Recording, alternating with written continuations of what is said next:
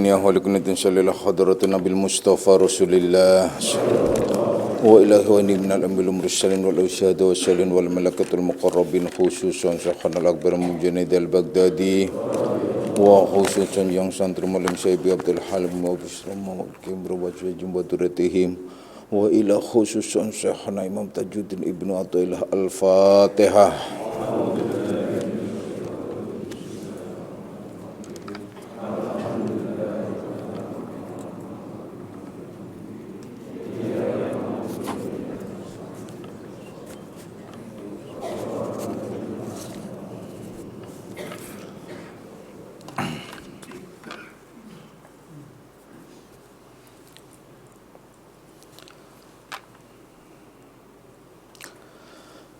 Assalamualaikum warahmatullahi wabarakatuh.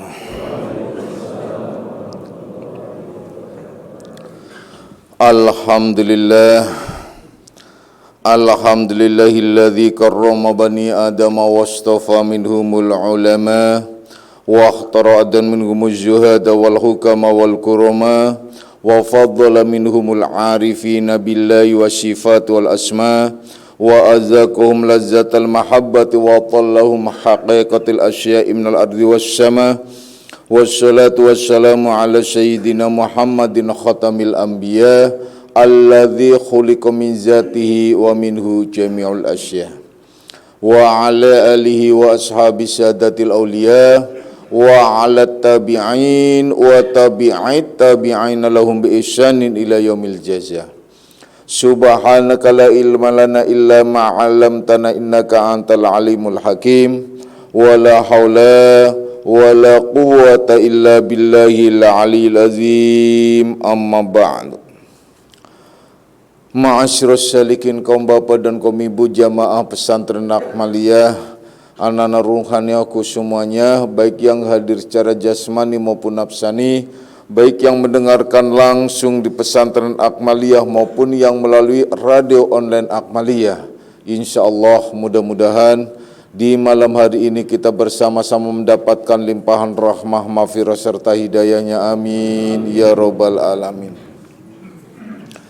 Mari kita lanjutkan kajian kita di dalam membahas kitab Syarah Hikam Ibnu Athaillah, di mana kita telah membahas tentang aslu kulli ma'syati wa ghaflati wa syahwati ridha anin nafsi wa aslu kulli ta'ati wa yaqzati wa ifatin azamur ridha minka anha, yakni pokok dari segala kemaksiatan itu dan kelalaian itu ialah karena syahwat itu, karena ingin memuaskan hawa nafsunya.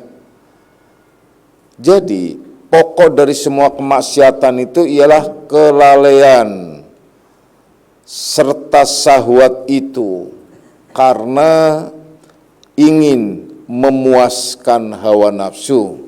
Sedangkan pokok dari segala ketaatan itu ialah kesadaranmu, santunmu dalam merangkai akhlakul karimah, ialah karena pengekangan hawa nafsu wa ifatin adamur ridha minka anha, yakni tidak senang atau tidak suka terhadap keinginan hawa nafsu.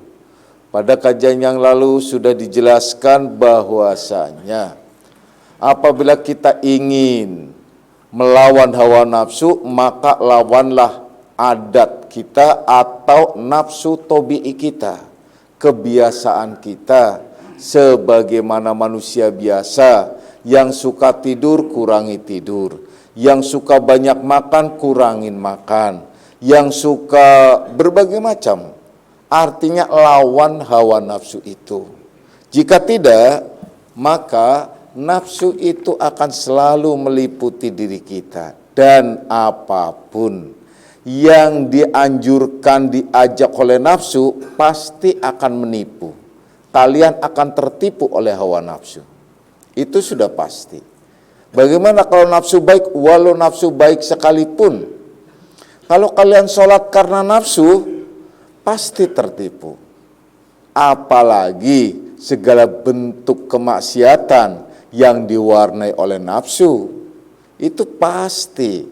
Kalau nafsu-nafsu yang buruk itu jelas cara menipunya, cara mengajaknya, karena berbagai macam kemaksiatan sudah jelas. Apa saja contoh nafsu yang majmumah, nafsu yang buruk? Perhatikan baik-baik.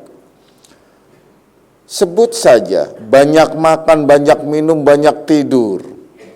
Itu semua adalah nafsu-nafsu yang disebut sifat nafsu amaroh.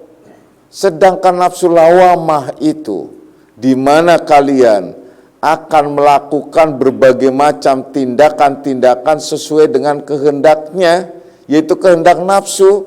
Contohnya seperti hasud, takabur, riya, ghadab, namimah, dan banyak lagi, termasuk hubul mal, hubul jah, terus hubud dunya, cinta kepada dunia, cinta kepada pangkat derajat atau kedudukan, cinta kepada harta benda. Yang lebih lagi, nafsu sawalat jelas, seperti contohnya kasal, malas, futur, lemah, malal, pembosan dan penjemu, dan banyak lagi. Semua itu jelas. Kalau kalian tetap mengikutinya, ya memang karena kalian masih ditundukkan oleh hawa nafsu. Tapi pada saat sampai ke nafsu yang baik, apakah masih menipu? Pada dasarnya akan menipu juga. Jadi kalau kalian sholat dengan nafsu yang baik, tertipu. Karena sholat itu ialah harus mengikhlaskan agamanya, mengikhlaskan perjalanannya, mengikhlaskan, artinya memurnikan niatnya, bukan karena nafsu. Paling tidak nafsu itu adalah akan membelokkan pada tujuan utama. Sebagai contoh bagi para salikin, tujuan utama kan menuju kepada Allah, tapi pada saat dibelokkan oleh nafsu yang baik, tidak terasa. Seorang salikin, ahli torikin, dia ahli tarik, dia melakukan berbagai macam, apa saja. Contoh yang paling sederhana ialah ia zikir dan riyadhah terus. Suatu saat ia mendapatkan anugerah. Anugerah apa? Yaitu anugerah di mana ia diberikan oleh Allah anugerah keistimewaan. Dibukakan pintu-pintu gaib dan dibukakan pula jembatan untuk berbagai macam pengobatan dan lain sebagainya. Akhirnya ia berhenti di pengobatan, makanya banyak salikin yang akhirnya jadi dukun contohnya. Atau mungkin salikin itu adalah merasa bangga dia bisa menolong orang cukup dengan meniupkannya, padahal itu anugerah dari Allah. Akhirnya berhenti di situ. Itulah nafsu.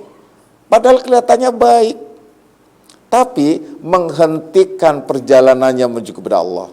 Atau membelokkan, hanya suka dengan wilayah ruhaniyah, suka bermain-main dengan bangsa jin, suka bermain-main dengan berbagai macam yang di wilayah nafsaniyah. Akhirnya dia berhenti dan tidak sampai kepada Allah Subhanahu wa ta'ala. Jadi orang yang sudah tahu tentang wilayah ruhaniyah, orang yang sudah tahu tentang wilayah nafsaniyah, orang yang mungkin kenal dan tahu tentang jin, tentang gaib dan lain sebagainya, bukan berarti ia sudah liqa Allah, bukan berarti ia sudah ma'rifah, bukan berarti ia adalah sudah sampai kepada Allah Subhanahu wa ta'ala. Bisa jadi ia adalah terpenjara dengan nafsunya itu. Oleh karenanya, ukhruj anin nafsi, keluar kamu dari nafsumu itu pada kajian yang lalunya. Anak-anakku semuanya, mari kita lanjutkan pada kajian berikutnya, ialah wala antashaba jahilan la yarda anin nafsihi khairul laka min antashaba aliman yardha an nafsihi fa ayyu ilmin li alimin yardha an nafsihi wa ayyu jahlin li jahilin la yardha an nafsihi. Nah, ini kritikan kepada kita yang terkadang kita itu adalah lebih suka dan pilih-pilih dan lain sebagainya. Ini kalau dibahasakan dengan bahasa kita itu sederhana. Kalau saya singkat mungkin kalian lebih paham.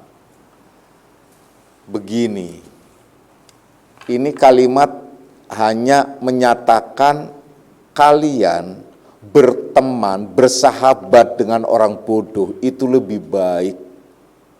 Bersahabat dengan orang bodoh tapi dia tidak mengikuti hawa nafsunya, itu lebih baik ketimbang kalian berteman dengan seorang yang alim, seorang ulama, seorang yang istimewa secara lahiriah, tapi dia justru jor-joran dengan nafsunya. Artinya dia mengikuti hawa nafsunya. Itu.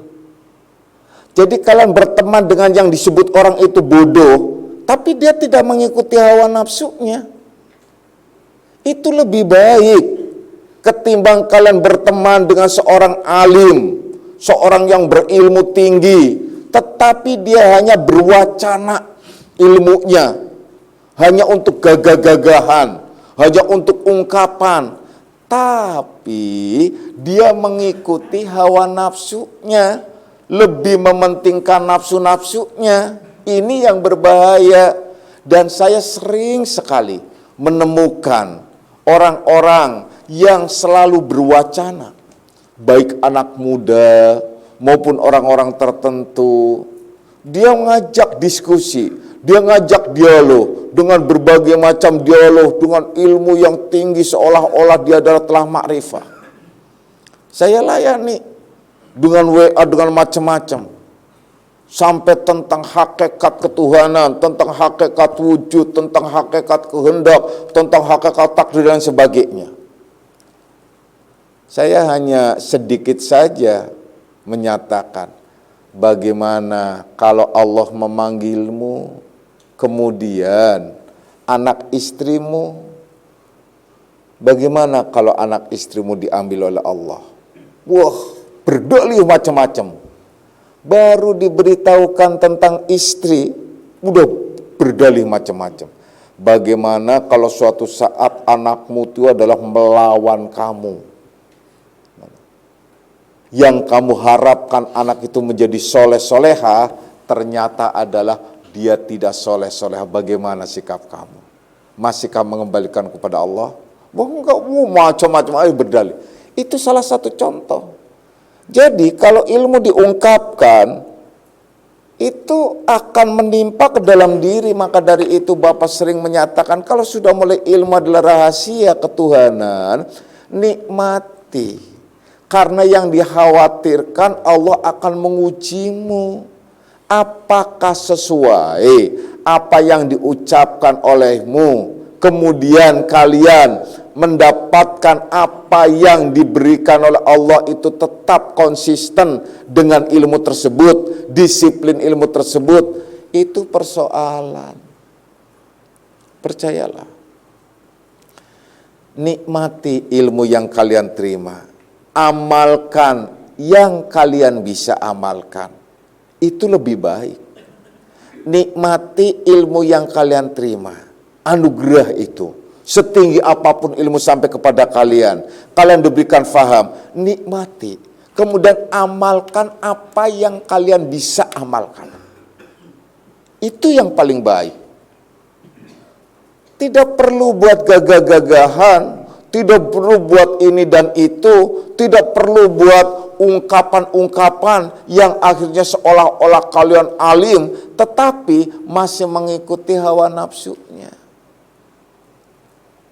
Maka dari itu di sini diterangkan oleh mu'alif, hati-hati mencari teman, hati-hati mencari kawan, hati-hati mencari sahabat, karena wala atas haba jahilan la yardha an nafsihi harul laka, itu lebih baik bagimu. Jadi kalau kalian punya teman dianggap oleh orang itu bodoh, jahil, tapi dia tidak mengikuti hawa nafsunya, itu lebih baik dijadikan teman bagimu ketimbang man antashaba aliman yardo an nafsihi, ketimbang kalian berteman dengan orang yang alim tetapi dia ridho terhadap nafsunya, artinya mengikuti hawa nafsunya. Fa ayyu ilmin li alimin yardo an nafsihi, lalu bagaimana maka ilmu apakah yang dapat digelarkan bagi seorang alim yang selalu menurutkan hawa nafsunya? Ilmu apa yang akan disampaikan terhadap dirimu? Ilmu apa yang akan disampaikan terhadap siapapun apabila ia mengikuti hawa nafsunya? Tentu saja ilmu itu pasti terbawa atau tercampuri oleh persepsi nafsunya, itu yang berbahaya. Dan itulah yang sering terjadi. Bahkan kebanyakan orang-orang alim itu membawakan ilmu dan menyampaikan ilmu diiringi oleh persepsi dirinya, sehingga ada kesan-kesan yang ada di dalam dirinya, bahkan lebih kepada subjektif dalam penjabaran ilmunya. Akhirnya tidak murni ilmunya.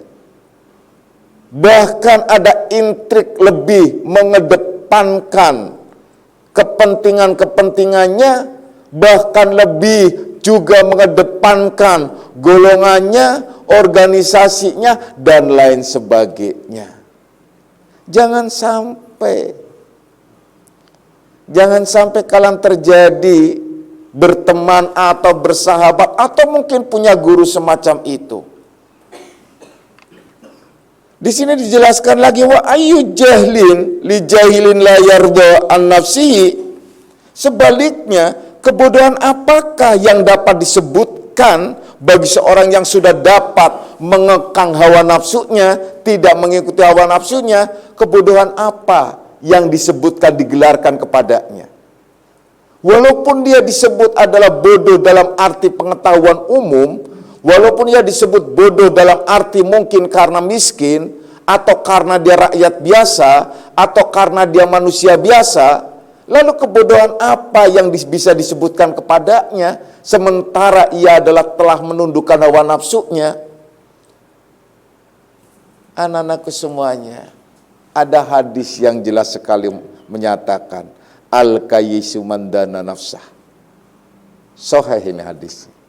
Masih panjang ke belakangnya, tapi Bapak cuplik di depannya saja pangkalnya. Yang artinya orang yang disebut berilmu, orang yang disebut cendekiawan muslim, orang yang disebut istimewa, ialah orang yang mampu atau yang telah menundukkan hawa nafsunya.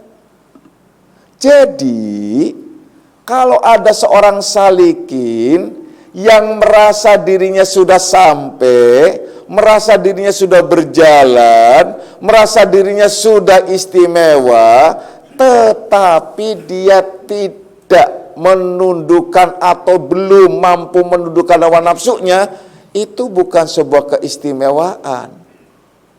Jangan kalian anggap itu salikin junior, jangan kalian anggap itu salikin baru, jangan kalian anggap itu salikin yang ece-ece, tapi sesungguhnya ia telah menundukkan hawa nafsunya ketimbang salikin yang sudah lama, ketimbang salikin yang sudah puluhan tahun dia berjalan menuju kepada Allah, tapi ia masih tetap bergumul dengan nafsunya. Jadi, lebih baik kalian bergaul, berteman dengan orang-orang yang disebut atau dianggap bodoh. Padahal dia tidak bodoh. Bagaimana? Kebodohan apa yang bisa digelarkan kepadanya? Sementara ia telah menundukkan hawa nafsunya. Maka biarkanlah orang lain mengatakan bodoh. Yang penting adalah Allah mencintainya. Bergaulah dengan orang itu. Itu lebih baik ketimbang kalian bergaul dengan orang yang telah mengklaim dirinya berilmu tinggi, tetapi masih tetap mengikuti hawa nafsunya. Anak-anakku semuanya, memang kalau sudah berbicara hawa nafsu, ini adalah jungkir balik. Perang yang paling besar disebutkan ialah juga memerangi hawa nafsu. Ini diisyaratkan oleh beliau pada saat ditanya oleh sahabat setelah selesai peperangan yang besar. Para sahabat jungkir balik, adakah perang yang lebih besar lagi seperti ini ya Rasulullah? Ada. Lemes seluruh para sahabat. Apa ya Rasulullah? Jihadun nafsi, memerangi hawa nafsu. Tapi itu adalah untuk umatku kelak nanti. Artinya untuk umatku di akhir kemudian, yaitu di zaman sekarang. Mungkin ini bagi kita akhir, tapi bagi generasi yang akan datang juga ada akhir lagi. Tapi memang sangat sulit sekali. Ya Allah, kalau sudah berbicara hawa nafsu, jungkir balik rasanya. Coba deh, kalian kaum wanita atau kaum laki-laki, kalau sudah merasa kelelakiannya disinggung oleh istrinya, rasanya itu megap-megap mungkin. Artinya, rasanya ketersinggungannya lebih lagi. Apa sih? Apa coba yang dipersoalkan apa? Kalau memang seorang istri itu adalah perkataannya benar, maka jangan engkau pandang siapa yang berkata. La tangdur mangkala, ungdur mangkala, la tangdur mangkal. Ungdur mangkala, la tangdur mangkal. Jadi pandang perkataan itu, jangan kalian pandang siapa yang berkata. Kendati pun anakmu yang berkata, kalau itu adalah hal yang baik, maka terima dan pandanglah itu hakikatnya perkataan dari Allah. Itu orang yang telah menundukkan hawa nafsunya. Kalau kalian memandangnya siapa yang berkata, ini persoalan. Mungkin kalian tidak akan menerima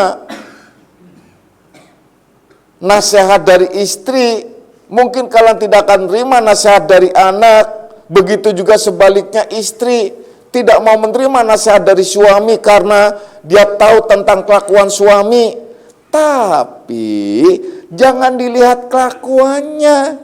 Kalau pada saat itu nasihatnya baik, maka hakikatnya dari Allah. Terima dan pandanglah perkataan itu. Jangan dipandang siapa yang berkata. Sama seperti panggilan-panggilan Allah. Perhatikan baik-baik. Ini untuk belajar menundukkan nafsu dan mengukur sudah sejauh mana si nafsu kita tunduk. Kalian perhatikan, dan setiap ada perkataan perbuatan itu perhatikan baik-baik. Dan masukkan ke dalam diri. Dan terima dengan suhud dan musyahadah. Dengan memandang tentang hakikat perbuatan Allah. Memandang tentang hakikat nama Allah. Memandang yang berarti tentang perbuatan itu masuk kepada perkataan. Dan lain sebagainya. Itu adalah pengamalan dari ilmu tauhid. Tentang tauhidul af'al. Perbuatan Allah. Maka hakikat perbuatan Allah setiap saat kalian pandang, kalian lihat, kalian perhatikan. Jika kalian selalu memperhatikan semacam itu, maka akan luruh nafsu-nafsu itu. Akan berhenti nafsu-nafsu itu menggoda kalian. Tapi kalau sudah luruh sekalipun, maka kalian tetap harus waspada dengan nafsu itu. Warobitu wattaqullah la'allakum tuflihun. Warobitu, waspada kamu. Di dalam kewaspadaan ini kemudian kalian tetap juga wattaqullah, tetap bertakwa kepada Allah. La'allakum tuflihun, niscaya kalian akan menjadi orang yang beruntung, yang menang. Jadi waspada itu tidak boleh lepas. Takwa itu tidak boleh lepas. Waspada masuk uzon itu apa sih bedanya? Beda. Kalau waspada itu selalu mengembalikan kepada Allah Subhanahu wa taala. Kalau suudzon itu lebih kepada menganalisa perbuatan orang, ialah akan menjadi buruk. Walau atas dasar pengalaman sekalipun itu masuk suudzon. Kalau waspada ialah menjaga amanat Allah. Kalau waspada itu menjaga amanat Allah karena itu adalah diamanatkan kepadanya. Seperti menjaga rizki kalian, menjaga kendaraan kalian, menjaga anak istri kalian, menjaga suami dan anak serta orang tua kalian, menjaga keluarga kalian, itu namanya waspada. Tidak mengizinkan anak untuk melakukan hal-hal lain, itu bukan suudzon, itu waspada agar anak itu tidak terjerumus. Menjaga istri untuk tidak melakukan terlalu berlebihan agar tidak berdosa, itu namanya waspada. Melarang istri untuk pergi sendirian di satu tempat, itu namanya waspada, bukan cemburu, bukan ia adalah suudzon demi keselamatannya dunia dan akhirat. Jadi bedakan antara waspada dengan suudzon. Oleh karenanya dibarengi oleh wattaqullah, bertakwalah kamu kepada Allah. Lalu bagaimana bertakwa kepada Allah? Bertakwa kepada Allah itu bimtisalil awamiri wajtinabin nawahi. Itu dalam tafsir-tafsir, mulai dari tafsir Jalalain, Qurtubi, dan semua menyatakan tentang takwa, itu disingkat dengan yang padat di dalam matan dan sarahnya, ialah bimtisalil awamiri wajtinabin nawahi. Menjunjung tinggi perintah Allah dan menjaga serta menjauhi segala larangan-larangan Allah. Maka berarti bahwa ketakwaan kalian ikut itu tercermin pada pengabdian kalian terhadap Allah. Pengabdian kalian terhadap Allah itu ada bentuk ritual dan ada bentuk sosial. Bentuk ritual itu ialah yang sakral-sakral seperti sholat, puasa, haji, dan termasuk zakatnya. Itu disebut pengabdian ibadah ritual yang pokok. Sedangkan sosial itu kalian bersinergi, berkomunitas, bersentuhan dengan sesama kalian.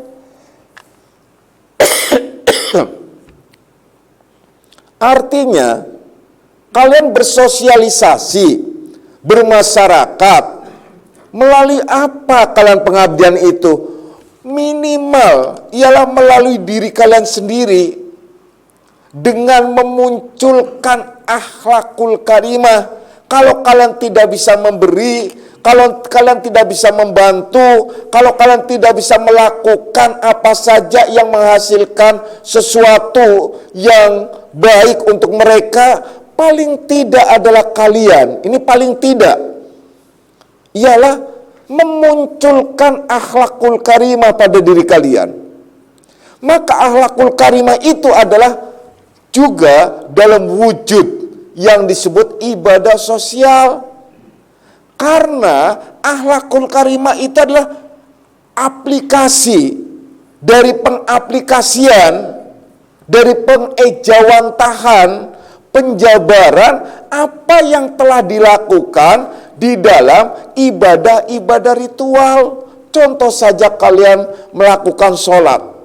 Perhatikan. Kalau kalian tahu tentang hakikat sholat, artinya yang sesungguhnya sholat ialah hubungan kalian dengan Allah Subhanahu wa ta'ala. Maka hubungan kalian dengan Allah itu di mana saja, kapan saja.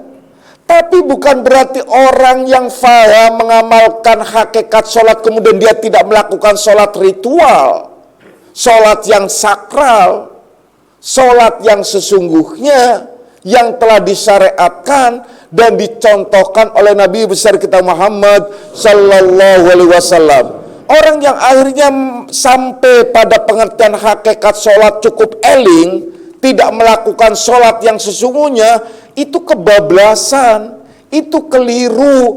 Itulah yang disebut tadi bahwasanya kalian lebih baik ridho terhadap orang yang dianggap bodoh ketimbang kalian berteman dengan orang yang disebut alim tetapi tidak mengikuti hawa nafsunya. Orang yang tidak melakukan sholat secara ritual, sholat secara sakral, sholat yang telah diterapkan secara syariat, itu hakikatnya dia telah mengikuti hawa nafsunya.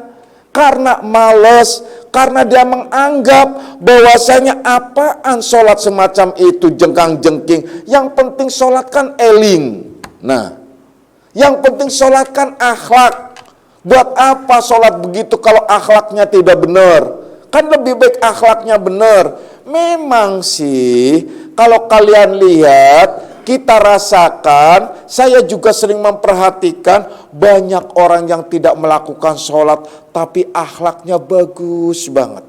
Dia peduli dengan lingkungan, dia tidak pernah membuat rugi orang lain, dia selalu santun, dia, ya Allah, cuman saya hanya batin dalam hati, sayang banget. Kenapa engkau tidak menyempurnakan dengan mengikuti contoh Nabi besar kita Muhammad Sallallahu Alaihi Wasallam? Itu disayangkan, itu yang disebut zindik. Memang bahwasanya target sholat, inti daripada sholat ialah munculnya pada akhlak. Perhatikan di dalam ayatnya bahwasanya inna sholata tanha anil fasai wal munkar, sesungguhnya sholat itu dapat mencegah fahsa. Tanha anil fahsa, fahsa itu adalah segala bentuk kejahatan yang ada di dalam diri, yaitu nafsu. Sedangkan mungkar itu berbagai macam kejahatan yang dikerjakan oleh jasmaniahnya. Lahiriah, jelas secara lahiriah, itu namanya mungkar. Dan target sholat itu. Tapi pada saat ia sudah tidak mungkar, dia juga sudah tidak ada fasa, bukan berarti meninggalkan sholat. Justru itu keliru. Karena apa? Berarti dia juga akhirnya di dalam dirinya dia bergumul dengan nafsu. Bagaimana tidak disebut bergumul dengan nafsu? Karena dia mengikuti angan pikirnya sendiri, pendapatnya sendiri, tidak mengikuti contoh Rasulnya. Bagaimana ia mengucapkan syahadat, asyhadu an la ilaha illallah wa asyhadu anna Muhammadar Rasulullah. Kalau syahadatnya satu saja memang iya. Tapi persoalannya syahadat itulah syahadat tain, syahadat dua, yaitu syahadat tauhid dan syahadat rasul.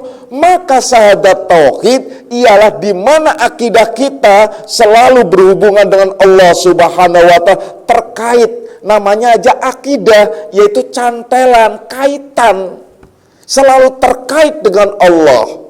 Hatinya selalu terkait dengan Allah, seraya yang meyakini tidak akan lepas, yaitu fa'ena matuwalu pasama wajhullah.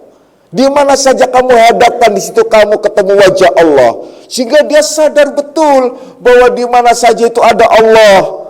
Allah selalu ada dengannya, Allah selalu ada besertanya. Wa huwa ma'akum aina ma kuntum, ia beserta kamu di mana saja kamu berada. Selama kesadaran itu ada pada dirinya bahwa Allah itu selalu ada, itulah hakikat takwa.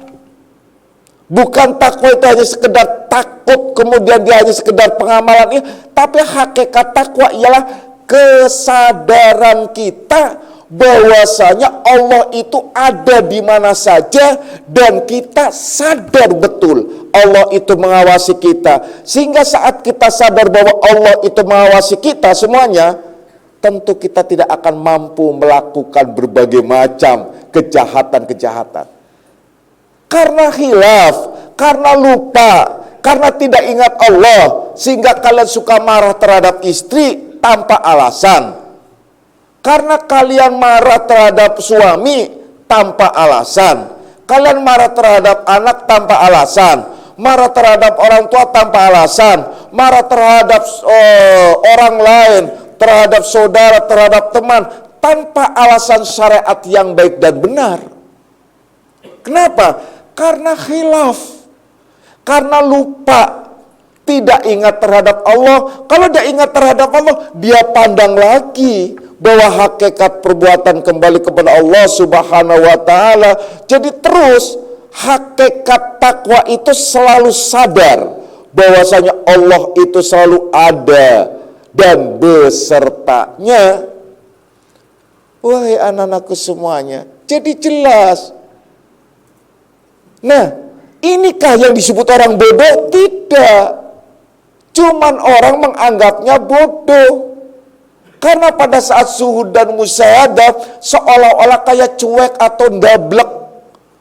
Tapi bukan berarti dia meninggalkan syariat. Bukan berarti dia meninggalkan berbagai macam perintah Allah dan Rasulnya. Dia tetap melakukan ibadah sosial dengan akhlakul karimah, dengan berbagai macam apa yang bisa dilakukan dalam perjuangannya. Karena memang hakikatnya perjuangan ialah wa tujahiduna fi sabilillahi bi amwalikum wa anfusikum, bahwasanya berjuang di jalan Allah itu dengan hartamu kalau kamu ada, kalau tidak ada dengan dirimu. Dengan dirimu apa sih? Alirkanlah uswatun hasanah, artinya contoh yang baik dari diri kalian. Kalau kalian ingin istri kalian baik, contohkan pada diri kalian yang baik agar istri itu malu kalau mau berbuat salah. Saya sudah baik, Pak.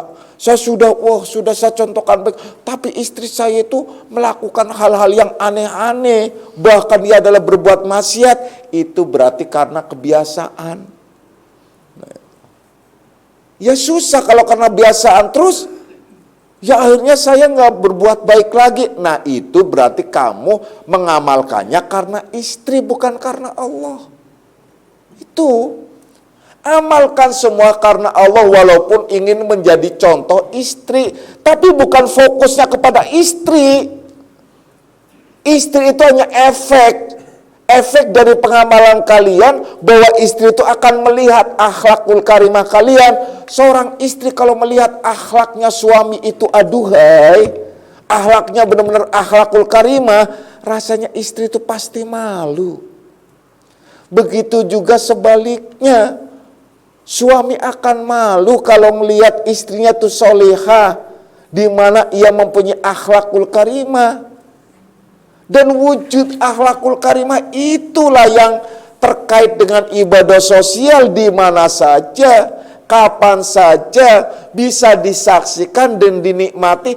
Dan itu juga disebut ilmu yang tafa'ubih, ilmu yang bermanfaat. Itu juga disebut dakwah bilhal, dakwah dengan hal ikhwal kita. Karena dakwah itu bukan sekedar dalam kata-kata, bukan sekedar tulisan. Justru yang paling ampuh yang disebut mau'idoh dan hasanah itu justru adalah bilhal dalam wujud akhlak. Sampai-sampai Rasulullah sallallahu alaihi wasallam menyatakan dicintainya Islam itu karena akhlak di antara kalian. Banyaknya orang masuk Islam itu karena akhlak di antara kalian. Banyak orang-orang musuh-musuh beliau itu tunduk patuh kepada beliau karena akhlak beliau. Pernah dan sering saya ceritakan kepada kalian di mana Rasulullah sallallahu alaihi wasallam selalu diludahi, selalu diejek, selalu dicaci maki.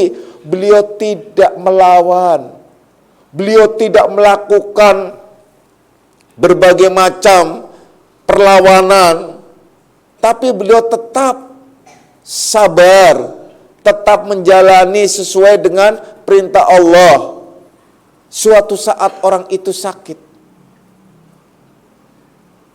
Rasulullah menanyakan kepada orang lain, mana orang yang biasa meludahi saya di sini? Sakit ya Muhammad? Oh sakit, iya. Beliau nggak jadi. Mau sholat itu nggak jadi. Mau sholat ke dekat Ka'bah, beliau itu nggak jadi balik lagi. Balik lagi, beliau itu adalah meminta sesuatu terhadap istrinya. Kemudian beliau itu akhirnya datang ke tempat orang tersebut. Setelah sampai ke orang tersebut itu ketakutan karena didatangi Rasulullah sallallahu alaihi wasallam, merasa dia bersalah. Ini jangan-jangan ini Muhammad ini mau dendam ke saya saat saya lagi sakit nggak bisa ngapa-ngapain. Ternyata dibawakan roti, madu, telur, susu yang untuk membangkitkan energinya, termasuk ramuan-ramuan. Orang itu kaget dan terpesona sampai mengatakan, ya Allah. Zaman dulu kenapa orang sudah bisa menyebut ya Allah? Karena sebelum Islam pun orang-orang Arab itu kalau menyebut Tuhan ya Allah. Akhirnya dia benar-benar terpesona dengan akhlaknya. Dia bergumam, dia menyatakan, Abu Jahal yang menyuruh saya untuk meludahimu justru tak peduli saya sakit. Kamu yang saya ludahin setiap hari, justru kamu yang datang ke sini menengok saya sakit. Ya Allah. Saat itu juga orang itu langsung membaca syahadat, asyhadu alla ilaha illallah wa asyhadu, saya benar-benar percaya engkau itu adalah Rasul. Kalau bukan Rasul nggak mungkin semacam ini. Sehat, orang itu langsung teriak-teriak kemana-mana bicara. Ternyata apa yang dikatakan kalian semua tentang Muhammad itu tidak benar. Saya yang merasakan langsung, saya buktinya. Wah, itulah yang aja berbondong-bondong mereka masuk Islam. Turunlah ayat idza jaa nasrullahi wal fathu wa ra'aitan nas dan seterusnya. Surat itu. Itu contoh. Jadi dicintainya Islam kenapa? Akhlak. Karena hakikat orang yang beragama itu ialah yang telah menundukkan nafsunya. Orang yang telah menundukkan nafsunya tandanya apa? Akhlak. Berarti orang yang beragama ialah orang yang berakhlakul karimah. Kalau orang yang tidak berakhlakul karimah, dia tidak beragama. Jangan kalian salah. Orang yang pelit bukan beragama. Orang kok pelit banget, bakhil gitu loh. Nggak ada. Orang Islam nggak pelit, nggak bakhil. Itu contoh-contoh. Banyak lagi.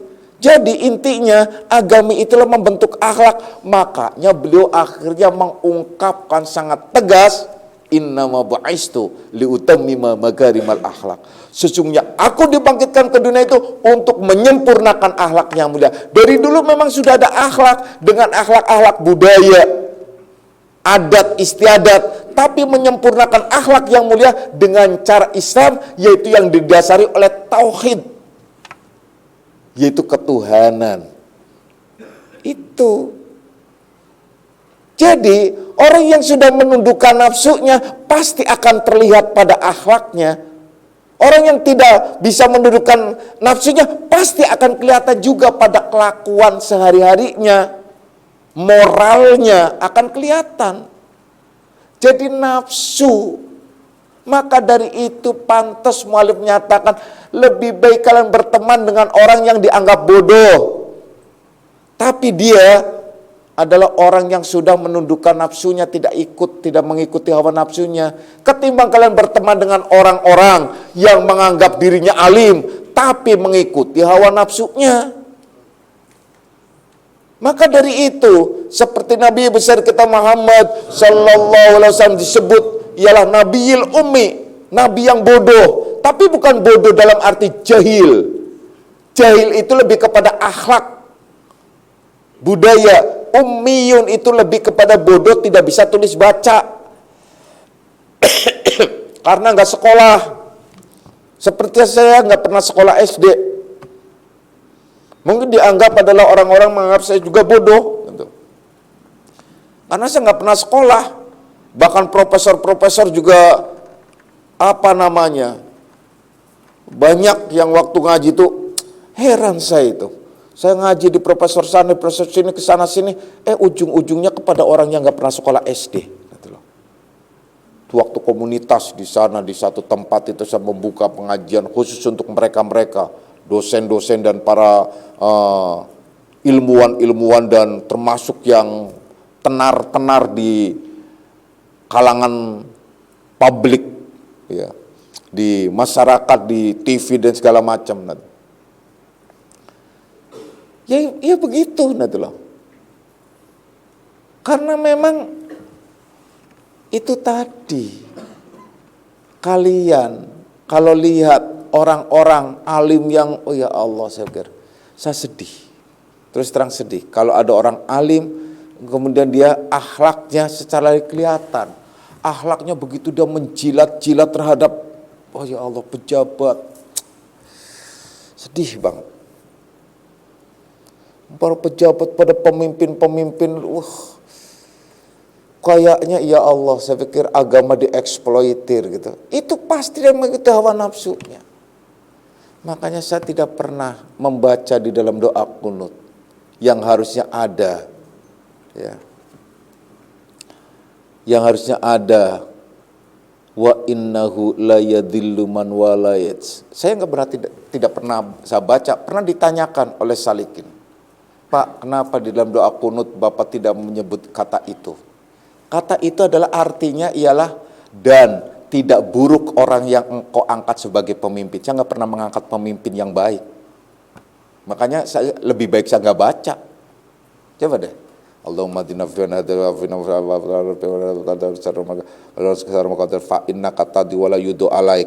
langsung wala ya'izuman, saya langsung wala ya'izuman, bukan wa innahu la yadhillu man walayat, tapi langsung saya wala ya'izuman, ada turan dan seterusnya sampai akhir. Itu kalau di dalam doa kunut. Karena memang saya belum bisa mengangkat pemimpin dalam arti pemimpin untuk masyarakat luas yang baik. Makanya lebih baik saya, daripada saya munafik mengucapkan di tempat yang sakral. Nah itu sebagai contoh. Tapi kalau kalian menganggap saya pemimpin, itu wajib dibaca. Kalau nggak dibaca, kualat kalian.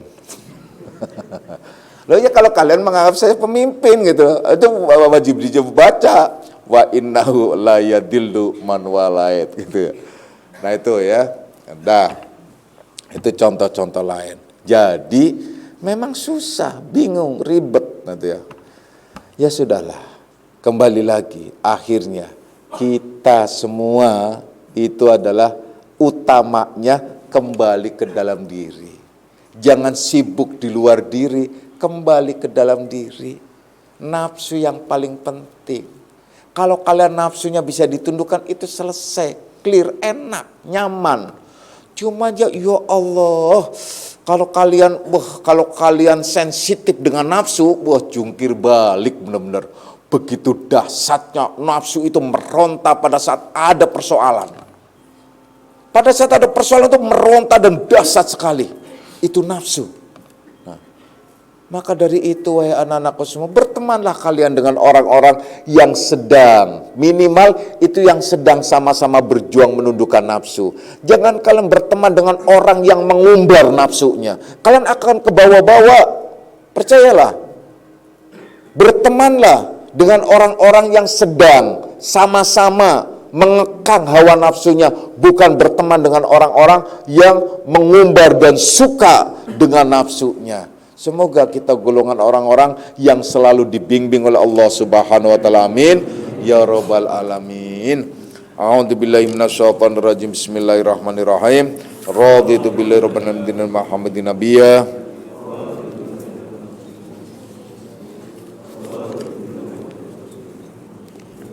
Asyhadu an la ilaha illallah wa asyhadu anna Muhammadar Rasulullah. Hadanallahu wa ikum ajma'in wal afu minkum. Wassalamualaikum warahmatullahi wabarakatuh.